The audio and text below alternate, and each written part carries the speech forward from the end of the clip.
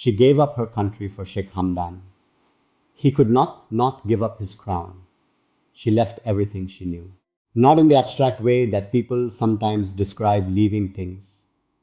The romantic version, where the leaving is a choice made from abundance, where the person doing the leaving has somewhere good to go, and the going is towards something rather than away from it. She left in the real way.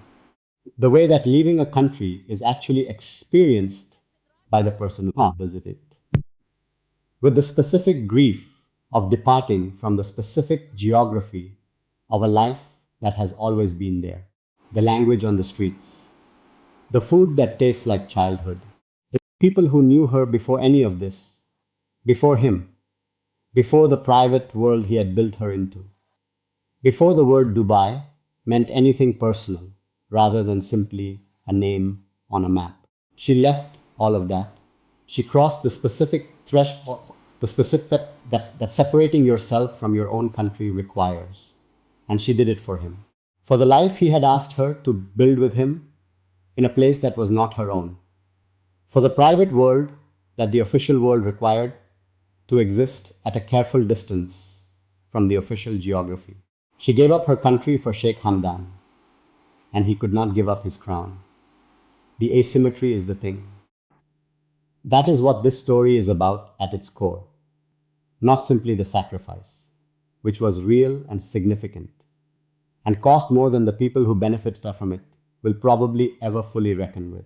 The asymmetry between what she gave and what he was able to give in return.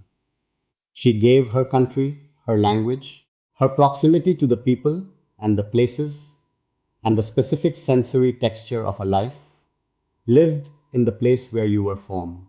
She gave all of it without being asked to give it in any explicit, acknowledged, official way, without any ceremony of recognition that would have marked the giving as the significant sacrifice it actually was.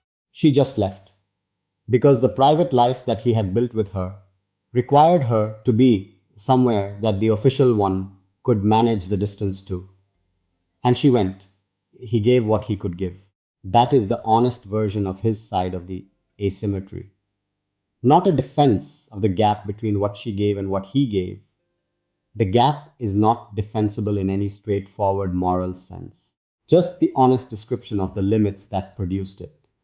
He gave his presence within the limits of what the official life allowed his presence to be. He gave the private commitment, the ring, the marriage, the promise that this time things were going to be different.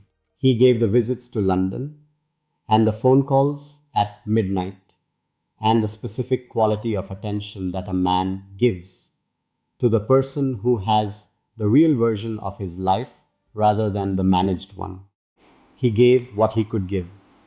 What he could not give was the crown, could not set it down, could not walk away from the title and the family and the official future that the title was attached to, and follow her to wherever they might have gone if the following had been possible. So he was the crown prince of Dubai.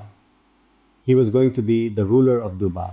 The crown was not something that could be weighed against a woman's country in the calculus of what each person in the relationship was willing to sacrifice. The crown was not a sacrifice he had the option of making. She had understood this from the beginning.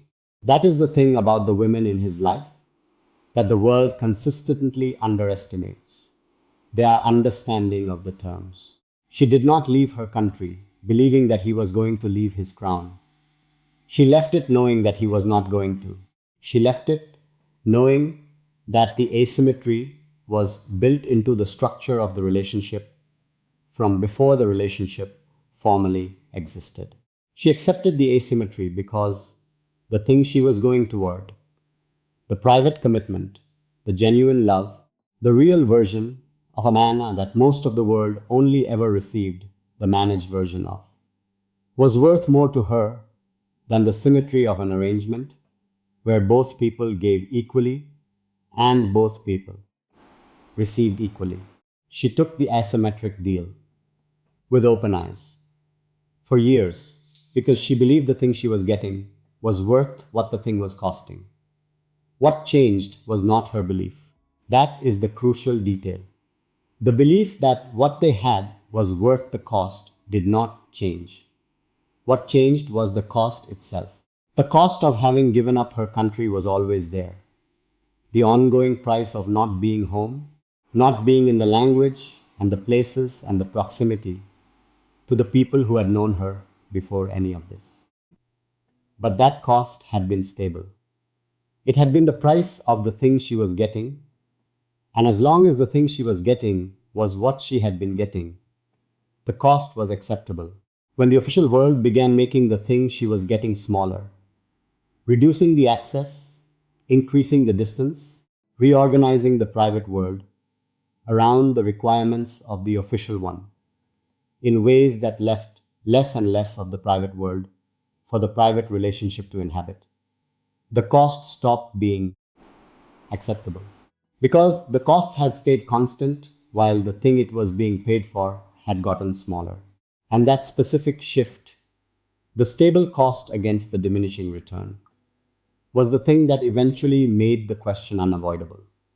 She had given up her country for him. What was she receiving in return for having given it? The answer, by the end, was not enough. Not enough to justify the ongoing payment of the ongoing cost. She had left everything she knew for a private life that the official world was reducing with increasing efficiency.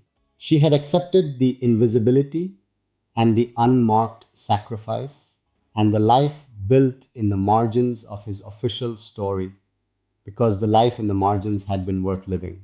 When the margins became too small to live in, when the private world was reduced by the requirements of the official one to a size that no longer justified the country she had given to inhabit it, she had to reckon with the arithmetic. And the arithmetic did not work anymore. He could not give up his crown. She had always known that. But knowing it had not made the weight of the asymmetry any lighter once the weight had been carried for long enough. She had given her country. He had given what the crown allowed him to give.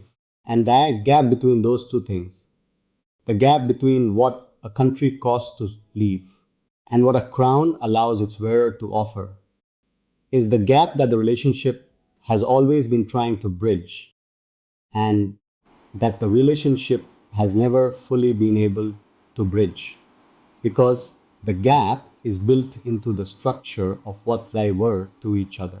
She gave her country for him. He could not give up his crown for her. And both of those facts are true simultaneously. And the space between them is where the most honest and most painful version of their story has always lived. Subscribe to this channel and hit the bell. Every week, I bring you the real story of Sheikh Hamdan, the sacrifices that were made, the ones that could not be made in return, and the truth about what it costs a person to give everything for a love that can only give back what the crown allows.